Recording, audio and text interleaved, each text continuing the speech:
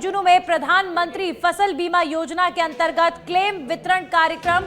Helicopter से उतरते ही बोले केंद्रीय कृषि मंत्री शिवराज सिंह चौहान, अरे वाह, राजस्थान तो हरा भरा हो गया।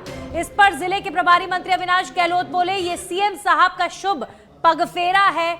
2 साल से लगातार भरपूर बारिश हो रही है। प्रभारी मंत्री ने शिवराज सिंह को हरियालो राजस्थान और एक पेड़ मां के नाम अभियान की भी जानकारी दी है। आपको बता दें, गत 3 महीने में प्रदेश में लगे हैं करोड़ों पेड़ पौधे। मुख्यमंत्री भजनलाल शर्मा की इस पहल से हरा भरा नजर आने लगा है राजस्थान। और अब आप देखिए, जैसे ही केंद्रीय कृषि मंत्री शिवराज सिंह चौहान हेलीकॉप्टर से उतरे, उन्होंने सबसे पहले ये कहा कि अरे वाह, राजस्थान तो हरा भरा नजर आ रहा है। तो ऐसे में राजस्थान में लगातार हो रही बारिश और लगातार वृक्षों को लेकर जो अभियान चल रहे हैं और लगातार होती बारिश की वजह से खेती किसानी जिस तरीके से अच्छे से हो रही है, अब प्रदेश हरा भरा नजर आ रहा है। इसका एक सबूत ये भी है कि खुद कृषि मंत्री यहां पर जब उतरे तो उन्हें राजस्थान हरा भरा नजर आया। आज किसानों के लिए बेहद महत्वपूर्ण दिन था, जब किसानों के खातों में डीबीटी के माध्यम से प्रधानमंत्री बीमा योजना के तहत जो क्लेम राशि है वो वितरित की गई है। और लगभग देश भर के तमाम किसानों के लिए आज काफी अच्छा दिन, क्योंकि आज झुंझुनू की भूमि से देश भर के किसानों को उनकी फसल बीमा राशि डीबीटी के माध्यम से उनको मिली है। वहीं मुख्यमंत्री कार्यालय को बम से उड़ाने की धमकी को लेकर खबर आ रही है। जी हां, सुरक्षा एजेंसियां इस समय अलर्ट मोड पर हैं। सचिवालय में सुरक्षा व्यवस्था कड़ी कर दी गई है। पुलिस ने अज्ञात नंबर धारक की पहचान को लेकर भी तफ्तीश शुरू कर दी है। पुलिस कंट्रोल रूम में सीएमओ को बम से उड़ाने की धमकी देने वाला काबू भी किया जा चुका है। ये झुंझुनू से जयपुर पुलिस कंट्रोल रूम में फोन किया गया था। झुंझुनू में फोन करने वाले शख्स को दबोचा गया है। धमकी देने वाले शख्स को झुंझुनू से लाकर अब जयपुर पुलिस पूछताछ करेगी। और फिलहाल धमकी प्रकरण में कोई मुकदमा तो दर्ज नहीं हुआ है, लेकिन जाहिर तौर पर एक तरीके से ये शरारत नजर आ रही है इस आरोपी की। विधायकपुरी थाना पुलिस करेगी मामले में जल्द मुकदमा दर्ज। पुलिस कंट्रोल रूम में धमकी देकर सनसनी फैलाने का प्रयास इस आरोपी ने किया। तो आज आप देखिए, एक धमकी भरा फोन कॉल आता है जिसमें सीएमओ को बम से उड़ाने की धमकी दी जाती है। पुलिस अलर्ट हो गई और उसके बाद ये पता चलता है कि जो फोन कॉल आया ये झुंझुनू से आया है। और झुंझुनू में आज देखिए आप कार्यक्रम भी हो रहा है। सीएम का कार्यक्रम हुआ, जहां केंद्रीय कृषि मंत्री भी पहुंचे और किसानों की फसल बीमा राशि वितरित की गई है आज। और आज झुंझुनू से ही एक फोन कॉल आता है और सीएम कार्यालय को बम से उड़ाने की धमकी मिलती है। सनसनी फैलाने की कोशिश थी ये। अब फिलहाल दबोचा गया है वो आरोपी। पुलिस ने झुंझुनू से आरोपी को पकड़ लिया है। सुरक्षा एजेंसियां भी अलर्ट मोड पर हैं, लेकिन ये जो शरारती तत्व हैं, ये इन फेक कॉल्स के माध्यम से, मेल्स के माध्यम से सनसनी फैलाने की कोशिश करते हैं। ऐसे शरारती तत्वों का इलाज होना भी जरूरी है। तो अभी आरोपी गिरफ्तार हो चुका है। अब इसके खिलाफ एफआईआर भी दर्ज होगी, पूछताछ भी होगी और जाहिर तौर पर राजस्थान पुलिस ऐसे तमाम आरोपियों का इलाज भी जरूर करेगी जो सनसनी फैलाने के लिए इस तरह के फेक मैसेजेस करते हैं, फेक फोन कॉल्स करते हैं, बम से उड़ाने की धमकी देते हैं। और अब खबर जयपुर से है, जहां पर उत्कृष्ट एवं सराहनीय कार्य करने वाले 6 पुलिसकर्मी सम्मानित किए गए हैं। पुलिसकर्मियों को constable of the month award से सम्मानित किया गया है। आपको बता दें, police commissioner Biju George Joseph ने सम्मानित किया है। Constable of the month award से तमाम उन पुलिसकर्मियों को सम्मानित किया जाएगा जिनकी मेहनत की वजह से राजस्थान की जो कानून व्यवस्था है वो सुचारू रूप से चल पा रही है। और अभी फिलहाल ये तमाम पुलिसकर्मी इस वक्त तस्वीरों में आपके सामने हैं जिन्हें सम्मानित किया गया है उनके उत्कृष्ट एवं सराहनीय कार्यों की वजह से।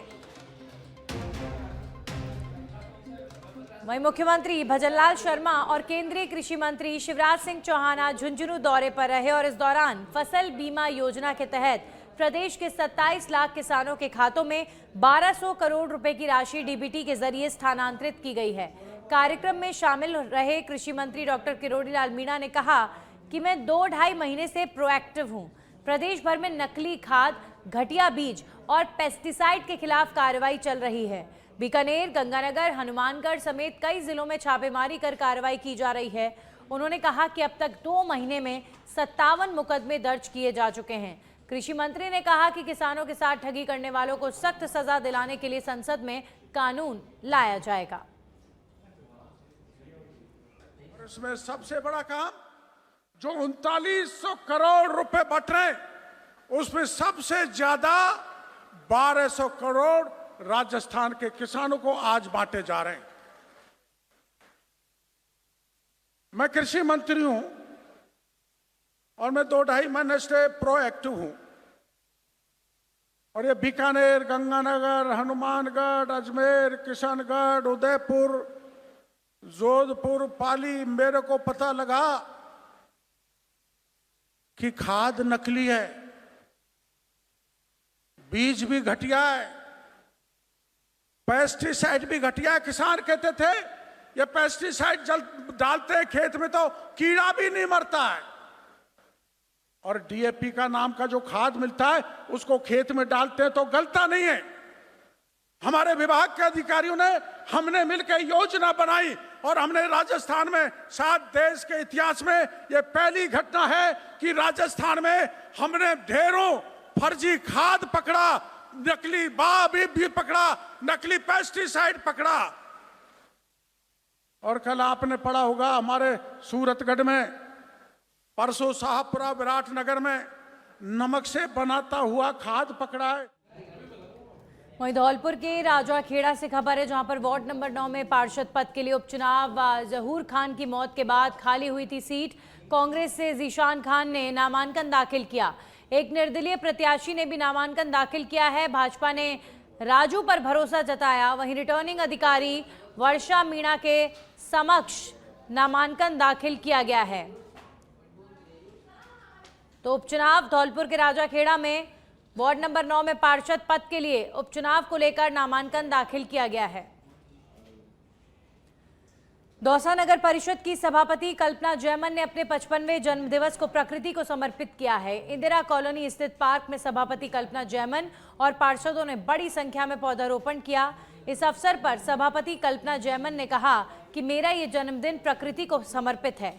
बारिश के मौसम में अधिक से अधिक पौधे लगाने चाहिए और उनकी देखभाल भी करनी चाहिए, ताकि पौधे बड़े होकर पेड़ बन सकें और हमारे दौसा को हरा भरा शुद्ध वातावरण दे सकें।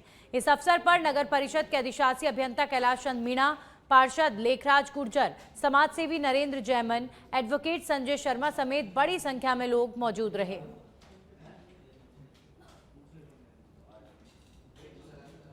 आज मैं जन्मदिन के उपलक्ष्य में जगह जगह ये आज प्रकृति के समर्पित हुआ है और मैं इसको जगह जगह पेड़ पौधों के लिए इसको समर्पित कर रही हूँ। कल भी हमने पेड़ पौधे लगाए थे। हमने ना नगर परिषद क्षेत्र में भी पेड़ पौधे लगाने का वो सारे पार्षदों के लिए बोला है, और नगर परिषद क्षेत्र के अलावा भी जहाँ पे ज़रूरत है और जहाँ पर पेड़ पौधे नहीं हैं वहाँ पर हम ज़्यादा से ज़्यादा संख्या में पेड़ पौधे लगाएं। और ये हमारा प्रकृति के लिए ही सारा सब कुछ है, जिससे हमको अच्छी हवा। सीकर जिले के खाटू श्यामजी थाना क्षेत्र के जालुन गांव का 13 वर्षीय अमन पिछले 4 दिनों से रहस्यमय परिस्थितियों में लापता है। राखी से एक दिन पहले वो अचानक घर से निकल गया, जिसके चलते उसकी छोटी बहन उसे राखी भी नहीं बांध पाई।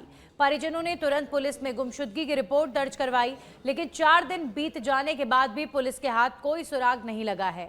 गांव के लोग भी टीमें बनाकर आसपास के क्षेत्रों में उसकी तलाश कर रहे हैं। वहीं ग्रामीणों ने पुलिस प्रशासन से जल्द अमन को ढूंढ निकालने और सुरक्षित घर पहुंचाने की अपील की है।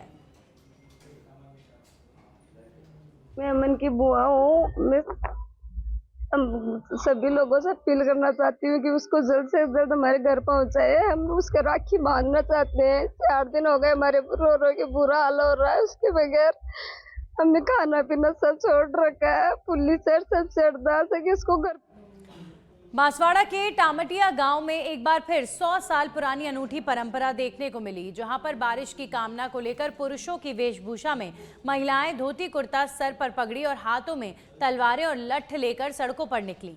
महिलाएं टामटिया से होते हुए बरकोटा छाजा के बागेश्वरी माताजी मंदिर पहुंची, वहां पर पूजा की। इसके बाद कथीरिया कांगलिया होते हुए अनास नदी किनारे गौतमेश्वर महादेव मंदिर में आराधना की गई। इसके बाद छाजा के ठाकुर द्वारा प्राचीन राम मंदिर में नारियल होम किया गया। राजसमंद में राज्य सरकार के तहत मार्बल रॉयल्टी दरें बढ़ाने पर व्यापारियों का विरोध दिन पर दिन बढ़ता जा रहा है। मार्बल ट्रेडर्स एसोसिएशन ने सरकार को चेतावनी दी कि यदि मार्बल पर रॉयल्टी की बढ़ी हुई दरें वापस नहीं ली गई तो मार्बल ट्रेडर्स एसोसिएशन के व्यापारी खदान से मार्बल नहीं खरीदेंगे, जिसका बड़ा असर यहां के रोजगार पर पड़ेगा। मार्बल ट्रेडर्स एसोसिएशन के अध्यक्ष गोविंद सनाट ने प्रेस वार्ता आयोजित कर मार्बल व्यापार को लेकर चिंता व्यक्त की है और कहा कि हाल ही में राज्य सरकार के तहत मार्बल की रॉयल्टी की दरें बढ़ाई गई हैं, जिससे यहां के मार्बल व्यापार पर संकट के बादल मंडराने लगे हैं। आप सभी जानते हैं राजसमंद में अभी जो मार्बल व्यापार है वो सरकार द्वारा रॉयल्टी बढ़ाए जाने की वजह से आज हम परेशान हैं। इससे पहले जो रॉयल्टी बढ़ी उससे पहले हमारे लगभग 340 रुपये 320 प्लस 40 रुपये दिए में लगभग 360 रुपये प्रति टन हमारे रॉयल्टी लगती थी। उसको सरकार ने डायरेक्ट 90 रुपये बढ़ा दिए, तो लगभग 450 रुपये के आसपास आज हमारी रॉयल्टी की दर सरकार ने कर दी है। आपको 450 रुपये टन से कम में मैं मार्बल खरीद के मैं से बता सकता हूँ। 450 रुपये टन से कम का ग्रेनाइट के ब्लॉक खरीद के मैं बता सकता हूँ। माइंस मालिक तो 450 से भी कम में ब्लॉक बेच रहा है और सरकार को 450 रुपये प्रति टन पैसा चाहिए। कहाँ से देंगे? कैसे व्यापार जीवित रहेगा? एक पुरानी कहावत है, ये हमारे दूसरे व्यापारी भी हमारे बीच में आज खाद्यान्न व्यापार मंडल वाले हैं और दूसरे भी जो नगर परिषद सरदार शहर की लापरवाही ने शहर के उपजिला अस्पताल के सामने स्थित सार्वजनिक शौचालय को बदहाली का प्रतीक बना दिया है। नियमित सफाई और रखरखाव के अभाव में ये शौचालय गंदगी, दुर्गंध और मच्छरों का अड्डा बन चुका है, जिससे इलाज करवाने आए मरीज और परिजन बेहद परेशान हैं। मरीजों और परिजनों ने इस दुर्दशा पर कड़ा आक्रोश जताते हुए तात्कालिक सफाई और पानी की व्यवस्था की मांग की है। इस मामले में अस्पताल प्रभारी चंद्रभान जांगीर ने कहा कि शौचालय नगर परिषद के तहत बनाए गए हैं, सफाई के लिए उन्हें अवगत करा दिया गया है, लेकिन कोई ध्यान नहीं दिया जा रहा। इसलिए हॉस्पिटल के गेट के आगे जो जगह है सारी ताल की, वो ताल ट्रस्ट की या नगर पालिका के अंडर में आती है, तो उनको बार बार हम सूचित तो कर चुके हैं कि ये तो टॉयलेट ये तो बनवाए दिए, तो इनकी व्यवस्था भी करवाओ, और अवगत करवा चुके हैं बार बार, उनको पता भी है, वैसे तो वो देखते ही रहते हैं। तो ये नगर पालिका के अंडर में आते हैं। मरीजों को भारी परेशानी हो रही है बिल्कुल, और ये अंदर तो टॉयलेट है लेकिन बाहर टॉयलेट साफ रहने बड़े ज़रूरी हैं, और हमारे पास इतना स्टाफ नहीं है और हम बाहर की करवा भी नहीं सकते। बाहर तो ताल के अंदर तो एक खंभा लगाने में से ही रोकते हैं, पेड़ ही नहीं लगाने देते, तो वहाँ तो। डूंगरपुर पुलिस अधीक्षक मनीष कुमार के निर्देशन ऑपरेशन स्वच्छता अभियान के तहत बिछीवाड़ा पुलिस के रतनपुर चौकी पर नाकेबंदी के दौरान एक ट्रक से 10 लाख की कीमत की 199 कार्टन शराब बरामद की गई है। शराब को दवाइयों और कपड़े के नीचे छुपाकर ड्राई स्टेट गुजरात ले जाया जा रहा था। पुलिस ने ट्रक के चालक को गिरफ्तार किया है। वहीं ट्रक से विभिन्न ब्रांड की 199 कार्टन शराब पकड़ी गई है। शराब को ड्राई स्टेट गुजरात में बेचने की फिराक में थे लोग। पुलिस ने आरोपी से पूछताछ शुरू कर दी है। पुलिस की ओर से अब तक 54 प्रकरण दर्ज कर 57 अभियुक्त को गिरफ्तार किया जा चुका है।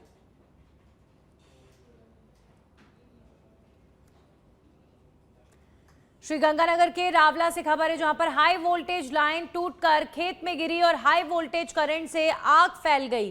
करंट की चपेट में आने से गौवंश की मौत की खबर भी आ रही है। तो हाई वोल्टेज करंट फैलने की वजह से एक गौवंश की मृत्यु हुई है। श्रीगंगानगर के रावला की ये तस्वीर है, और ये जो तस्वीर है ये सीधे तौर पर इलाके में हुई इस लापरवाही की बानगी है। कहीं ना कहीं जिनके क्षेत्र में यानी जिनके खेत में ये हाई वोल्टेज लाइन टूटी, उनका भी कहीं ना कहीं दायित्व बनता है, जवाबदेही बनती है, और बिजली विभाग से तो सवाल पूछा जाना ही चाहिए। खैरथल तिजारा एसपी मनीष कुमार के दिशा निर्देश पर अलग अलग पुलिस टीमों का गठन किया गया, जिसमें किशनगढ़ बास में 3 पुलिस टीमों का गठन किया गया। वहीं किशनगढ़ बास पुलिस ने साइबर ठगों के खिलाफ बड़ी कार्रवाई की है। पुलिस ने अलग अलग स्थानों से 2 आरोपियों को गिरफ्तार किया है। इनके कब्जे से 3 मोबाइल फोन भी बरामद किए गए हैं, जबकि एक नाबालिग को भी निरुद्ध किया गया। जांच में सामने आया कि आरोपी फेसबुक पर पुराने सिक्कों की खरीद फरोख्त के विज्ञापन डालकर लोगों को झांसा देते थे और ठगी की वारदात को अंजाम देते थे। और अब खबर अलवर के राजगढ़ के पेरर गांव से है, जहां पर 1.5 बीघा जमीन को लेकर 2 पक्षों में लाठी डंडे और कुल्हाड़ी से मारपीट हुई। घटना में दोनों पक्षों के करीब 16 लोग घायल हुए, जिसमें 4 की हालत गंभीर है। गंभीर घायलों को अलवर जिला अस्पताल में भर्ती करवाया गया है। खाना खा रहे थे, तभी ये लोग घर पे आए। घर पे आने के बाद इन्होंने सब ने भाभीयों से परेशान किया उनको, और भाई अकेले थे। नीचे आने के बाद उनके साथ मारपीट की, मैं भी था। सबके साथ मारपीट करने के बाद सारे 15-20 जने थे। श्रीराम, मुनीराम, छोटेलाल का छोरा और उनकी बहू थी, और गिरिराज का लड़का था एक। उन्होंने मेरे सर पे वार किया, ये सर फोड़ दिया, और मेरे पापा जी और चाचा का सबका सर फोड़ दिया। किससे हमला किया? इन्होंने टांचा और बर्छी और कुल्हाड़ियों से किया था। भारतीय सेना के ऑपरेशन सिंदूर की गौरवशाली सफलता के उपलक्ष्य में भाजपा के तहत सोजत शहर में भव्य तिरंगा रैली निकाली गई है। इस रैली में देशभक्ति का अद्भुत माहौल देखने को मिला, जहां भारत माता की जय और वंदे मातरम के नारों से शहर गूंज उठा। रैली की शुरुआत एसडीएम कार्यालय से हुई और ये विभिन्न मार्गों से होते हुए चांदपोल गेट स्थित शहीद स्मारक तक पहुंची। रास्ते भर शहरवासियों ने पुष्प वर्षा कर रैली का स्वागत किया और शहीदों को श्रद्धांजलि अर्पित की गई। और अब खबर कोटा के सांगोद से है, जहां पर मोईकला बस स्टैंड पर झालावाड़ जाने वाली रोडवेज बस के परिचालक के तहत एक वृद्ध महिला यात्री के साथ की गई अभद्रता से नाराज होकर ग्रामीणों ने जमकर विरोध जताया है। प्रत्यक्षदर्शियों के अनुसार महिला बस में सवार होना चाहती थी, लेकिन परिचालक ने न सिर्फ उन्हें बस में बैठाने से इनकार कर दिया, बल्कि अभद्र भाषा का भी प्रयोग किया, जिससे मौके पर मौजूद लोगों में गुस्सा फैल गया। जब लोगों ने विरोध किया तो परिचालक ने पुलिस को बुलाने की धमकी दे दी, जिससे विवाद और गहरा गया। काफी मशक्कत और स्थानीय लोगों की समझाइश के बाद मामला शांत हुआ और बस को झालावाड़ के लिए रवाना किया गया। घटना के बाद स्थानीय लोगों ने 12 आगार प्रबंधक के पास परिचालक की शिकायत दर्ज करवाई है। और अब खबर जयपुर से है, जहां पर जयसिंहपुरा खोर इलाके में चोरों ने लाखों रुपए के सामान पर हाथ साफ किया। मकान का ताला तोड़कर 4.5 लाख रुपए और आभूषण की चोरी की घटना को अंजाम दिया गया है। मकान मालिक विजय बसेटिया ने जयसिंहपुरा खोर थाने में रिपोर्ट दर्ज करवाई है। मकान नंबर 116 न्यू कॉलोनी लालवास नाई की थड़ी की घटना बताई जा रही है। एक और बड़ी चोरी राजधानी जयपुर में। तो एसआई रेखा अभी फिलहाल सीसीटीवी पड़ताल में जुटी हुई हैं, लेकिन राजधानी जयपुर से चोरी की घटनाएं, चेन स्नैचिंग की घटनाएं, लूट की वारदातें कहीं ना कहीं एक बड़ा प्रश्न चिन्ह खड़ा कर रही हैं कि क्या चोरों में कानून का खौफ नहीं।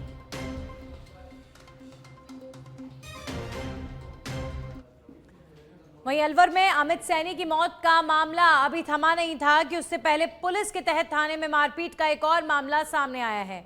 रक्षाबंधन के मौके पर शहर के नयाबाज क्षेत्र में एक वारंटी को पकड़ने के लिए पुलिस पहुंची। टीम के साथ मौजूद लोगों ने धक्का मुक्की की। इस दौरान पुलिस ने मौजूदा 4 लोगों को हिरासत में लिया, थाने में उनके साथ मारपीट की और पुलिस मारपीट के बाद एक व्यक्ति की हालत गंभीर बनी हुई है। परिजनों ने कहा है कि लवकुश कई बीमारियों से पीड़ित है और पुलिस ने उसके साथ बेरहमी से मारपीट की है। पुलिस ने अब सभी लोगों के खिलाफ राजकार्य में बाधा समेत विभिन्न धाराओं के तहत मामला दर्ज किया है। वहीं लोग भी लगातार पुलिस की कार्रवाई को लेकर आपत्ति दर्ज करवा रहे हैं। लड़के के कोई वारंट कटे बताए, उनको लेने के लिए आए थे, तो ये एकदम में बिन बताए पुलिस वाले अंदर आ गए, घर में घुस गए। हमारी वहाँ मामी अम्मी लेडीज नारी थी हमारी घर की, इन्होंने मामा अम्मा ने देख के कि आप ऐसे कैसे घुसे, तो इनसे लड़ाई करने लगे, इनसे बात करने लगी, तो आपस में धक्का धुक्की हुई। फिर पुलिस वालों ने इनको बुलाया, अपने टीम वालों औरों को भी बुला लिया, फिर इनको थाने ले गए। थाने ले जाके इनको खूब मारा है। अब एक है जो यहाँ सीरियस है, इनकी तबीयत बहुत ज्यादा खराब है, डॉक्टर साहब ने भी शायद कह दिया है आईसीयू में एडमिट कराएंगे। मामला ये है कि प्रकरण संख्या 236/2025 धारा 189 close 2, 115 close 2, 126 close 2, 109 close 1, 117 close 2, 61 close 2 BNSS में प्रार्थी श्री सुनील कुमार गुप्ता ने प्रकरण दर्ज कराया था थाने पर। ये करवाया था 16/5/2025 को, जिसमें 3 मुलजिम गिरफ्तार किए जा चुके हैं, शैलेंद्र मीणा, रामकिशन मीणा और साबिर मेव।